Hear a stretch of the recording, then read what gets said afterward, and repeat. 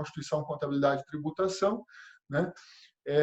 Inicialmente, eu gostaria de falar do meu método que a gente vai abordar durante esse curso, que, na verdade, não chega nem a ser um curso, é praticamente uma comunidade que vocês vão poder acompanhar durante esse um ano aí, tudo o que acontecer com esse assunto, né? O método CCCT é o método que eu utilizo, é uma sigla abreviada dessas 4 palavras que, na verdade, são muito mais do que palavras.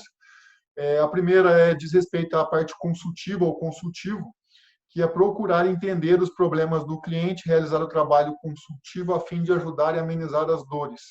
Isso no trabalho da holding, talvez o mais importante do trabalho de oferecer um serviço de holding é fazer esse trabalho consultivo. Você vai ter conhecimento ao final de todo esse conteúdo, um conhecimento muito rico. Contudo, você tem que saber abordar o seu cliente, saber como você vai abordar o seu cliente, convencer o seu cliente. Como é que você convence o seu cliente? Através das dores que ele tem. Qual é a dor que ele tem? Você precisa identificar isso. Não adianta nada eu tentar vender um serviço para vocês de alguma coisa que vocês não estão precisando. Então, aí vocês vão comprar algo que vai ficar parado. E ninguém gosta de pagar por um serviço ou por algum bem que vai ficar parado. Todo mundo gosta de comprar algo que realmente vale a pena. Ou pagar por um serviço que realmente vale a pena, que vai mudar a sua vida. Ou seja, vai curar algumas dores. E é justamente isso que a gente tem que fazer aqui no trabalho de holding, certo? Muitas vezes, no trabalho de holding, você vai precisar apenas construir uma estrutura simples. O seu cliente ele não quer uma estrutura complexa, o seu cliente quer uma estrutura simples, só de uma administradora de bens, de imóveis, mais nada. Ele não quer um negócio complexo, ele não quer montar uma holding como a Klabin, por exemplo, que a Klabin ela é uma holding que tem várias outras holdings intermediárias embaixo e mais outras 1.000 empresas operacionais embaixo. Estou dando um exemplo da Klabin como multinacional, né? Então, ele não quer uma estrutura complexa, ele quer uma estrutura simplificada. Só que isso você só consegue identificar perguntando, você só consegue identificar entendendo o que ele quer. Não adianta falar o seguinte, vamos construir uma holding, não sei o quê, não sei o quê. Tá, mas o que ele quer? Você nem procurou saber isso, sabe? Eu acho que o principal é identificar isso. Entender melhor e amenizar as dores do seu cliente. Tá? Perguntar bastante, saber fazer as perguntas certas. Como é que você vai fazer as perguntas certas? Primeiro, você está aqui para isso, para ter o conhecimento de todo o processo. Você vai ter o conhecimento do processo de constituição, de contabilização e de tributação. Se você conhecer todo o processo, do início ao fim, certo? Você vai fazer as perguntas certas para o seu cliente. Então, essa é a premissa básica. Não tem como você falar o seguinte, olha, eu vou te apresentar um caminho, só que você não conhece nada do caminho. Então, primeiro, nós vamos conhecer todo esse caminho aqui de constituição, contabilização e tributação, para na sexta-feira você falar o seguinte, poxa, agora eu conheço bem os caminhos. Obviamente que você sempre tem que estudar cada caso, mas eu conheço os caminhos. Então, eu consigo apresentar algumas soluções de dores para o meu cliente. Eu consigo entender as dores do meu cliente e eu consigo entender aquilo que ele precisa. Ou, a princípio, eu vou identificar as dores do meu cliente. Porque, às vezes, ele tem uma dor muito grande, mas nem ele sabe que tem a dor. Entendeu? Então, você precisa despertar isso nele. Certo? Então, olha só. Constituição. Constituição envolve toda a estrutura constitutiva, compreender as cláusulas societárias e definir entre sociedade limitada e SA. Por que vamos escolher uma SA? Por que eu vou escolher uma limitada? Quais são as cláusulas societárias que eu vou usar, né? E por que dessas cláusulas societárias? Então, é importante a gente utilizar bem essas cláusulas no momento de constituir, certo? Só que essas cláusulas societárias geralmente vão casar com o quê? Com as dores do seu cliente. Por exemplo, vamos falar de uma cláusula societária muito utilizada em holding, que é aquela de reversibilidade, né? O que seria essa reversibilidade? Digamos que uma cláusula lá diz o seguinte, que se o filho casar ou se a filha casar com alguém, reverte as cotas ou as doações das cotas dos filhos para o pai. Então, nós temos uma cláusula que assim determina. certo? Só que para isso eu preciso entender o quê? Eu preciso entender toda essa estrutura constitutiva, entender as dores do meu cliente para depois propor uma cláusula societária específica para ele. Talvez essa cláusula que tanto se comenta, ele não tem interesse nessa cláusula que tanto se fala de reversibilidade. Ele não quer saber de reverter essas cláusulas, reverter o patrimônio para ele. A dor dele não é essa. Então, ou seja, a holding é um processo que não é uma roupa da Renner, que você chega lá e compra e sai usando. É uma roupa desenvolvida por um alfaiate, que você precisa desenhar a roupa e preparar ela com muito carinho para as necessidades daquele contribuinte, para as necessidades daquele empresário. Então, é diferente. Contabilização. Contabilização, veja, eu entendi a parte constitutiva, mas como de repente vocês vão ser contadores das empresas de holding, o que você vai precisar fazer para montar esse processo de recebimento dos documentos para registro na escrituração? Como é que é a estrutura de receber esses documentos? Como é que você vai fazer isso? Certo? Então, a holding, a documentação da holding é diferente? Sim, é diferente. Então, o que você vai ter que estabelecer de premissa para o pessoal que vai trabalhar com a holding? Então, é isso que nós vamos observar aqui na parte de contabilização, que envolve a contabilidade, né? Mas durante todo o curso eu vou falar de contabilidade. Não tem como você não falar de contabilidade quando se fala de, por exemplo, equivalência patrimonial, aquisição de investimento, essas coisas todas. Tá? Tributação. Tributação que é vamos dizer assim, o coração da holding, envolve a tributação. Realizar um planejamento tributário com cenários de tributação que possam facilitar a escolha e atender às necessidades do cliente. Então, aqui nós vamos fazer planejamentos, vários planejamentos. Só que, gente, o que é mais importante do que sair planejando? O que é mais importante do que sair planejando? É você conhecer tudo que pode ser planejado. Não adianta nada. O planejamento, eu consigo montar para vocês uma planilha em questão de minutos. Eu consigo montar uma planilha para vocês em questão de minutos. Mas se eu montar essa planilha para vocês em questão de minutos, aqui, agora, nesse momento, não vai adiantar nada. Por que não vai adiantar nada? Porque vocês vão falar assim, nossa, que legal, o Gabriel é muito bom no que ele faz. Eu não quero ser bom no que eu faço, só eu, Gabriel, ser bom. Eu quero que vocês sejam muito bons no que vocês vão fazer. Eu quero que vocês sejam especialistas nisso. E para que você se torne um especialista, para que você realmente transforme o resultado do seu escritório em para outro patamar, é importante que você entenda tenha o conhecimento de todo o processo, para você conseguir fazer um planejamento, para você conseguir montar a sua planilha, para você conseguir fazer o cálculo de cada cenário. Eu vou te dar algumas ferramentas, algumas planilhas. Acredito que amanhã já consigo entrar nessa questão de Excel, né, e fazer alguns cenários com vocês.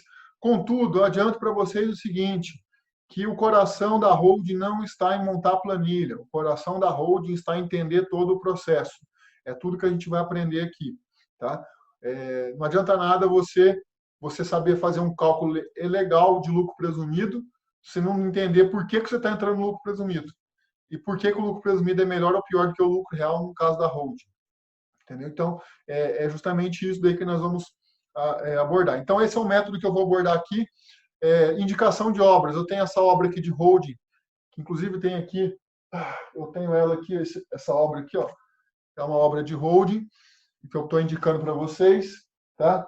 Tem também o Fábio Coelho, que eu sempre estudei o Fábio Coelho, na Faculdade de Direito. Deixa eu colocar aqui, depois eu arrumo.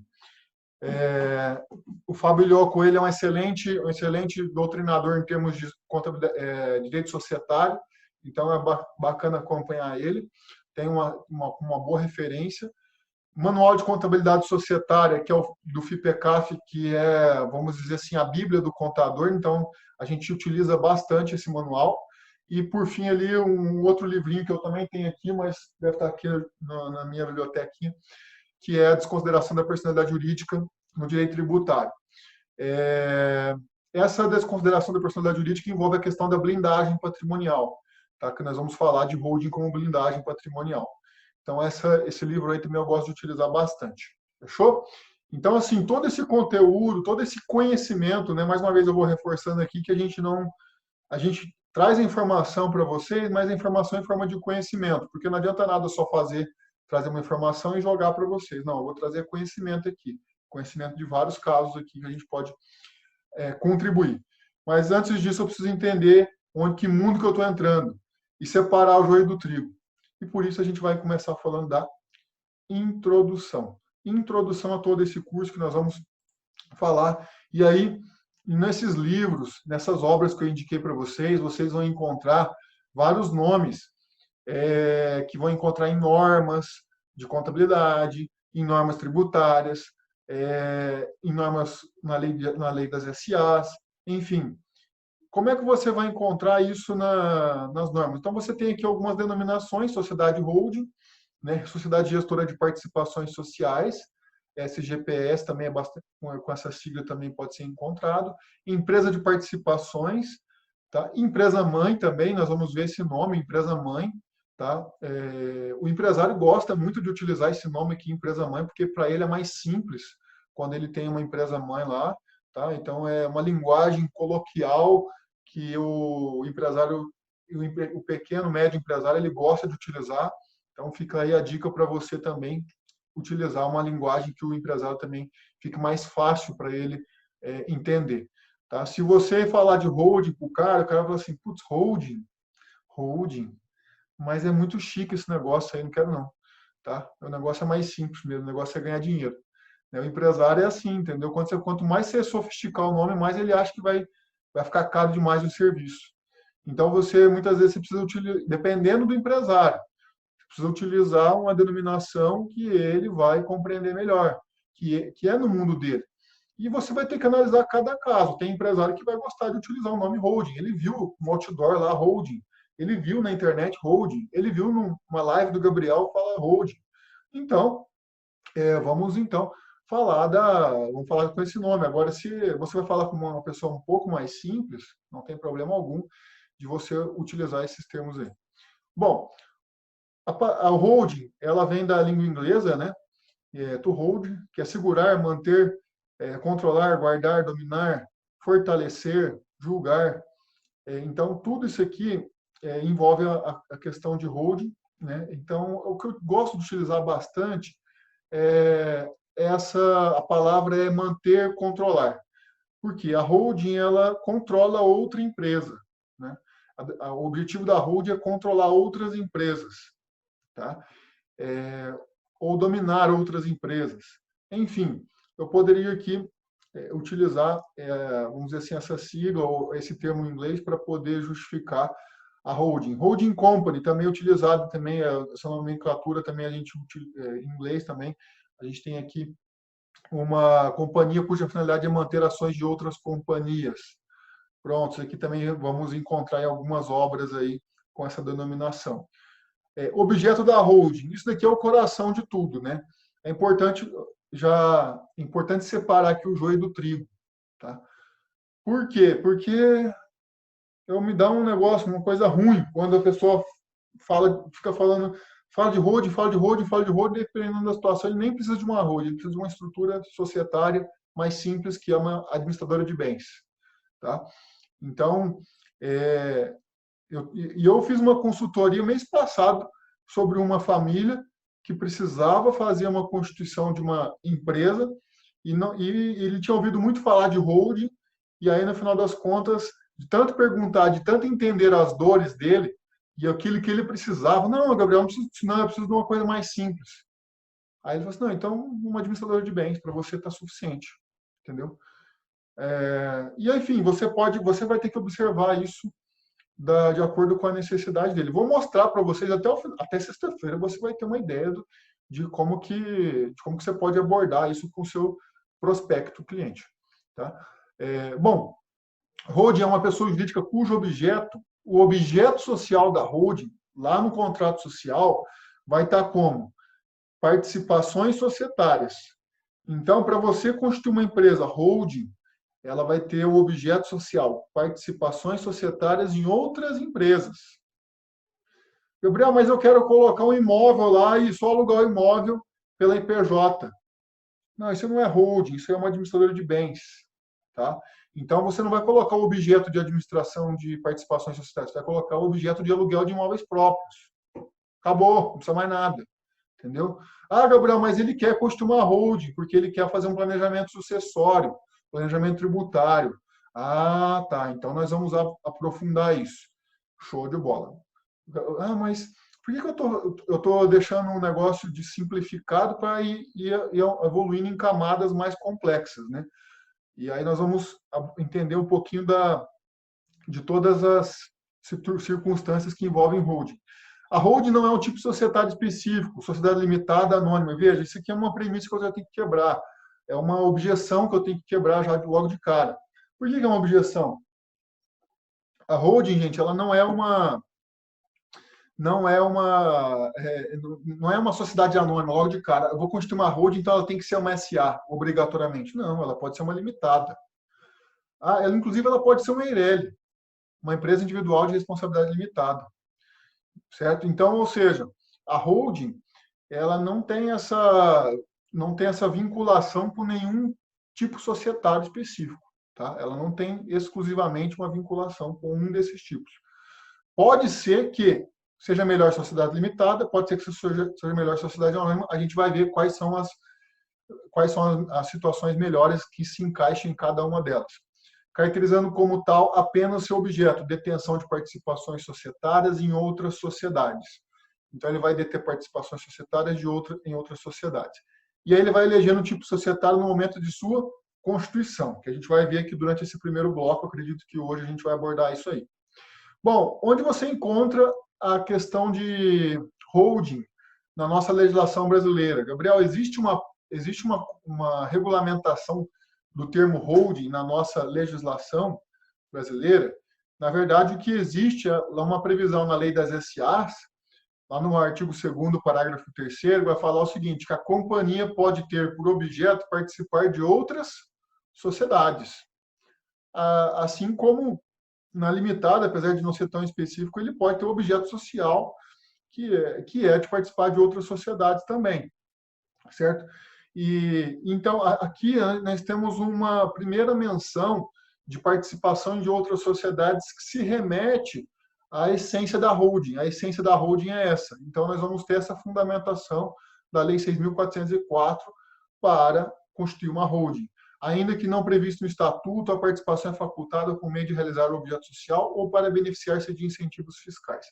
Por que isso é questão de beneficiar-se de incentivos fiscais? Porque a holding ela surgiu no Brasil inicialmente com empresas estatais, né? Então, as empresas estatais que começaram com essa situação de participação em outras sociedades e também para aproveitar incentivos fiscais de algumas regiões, por exemplo, do Sudão, Sudene, enfim, entre outros benefícios que é concedido para empresas de lucro real, enfim. Então, inicialmente, a lei das SAs foi promulgada com essa redação. Show de bola.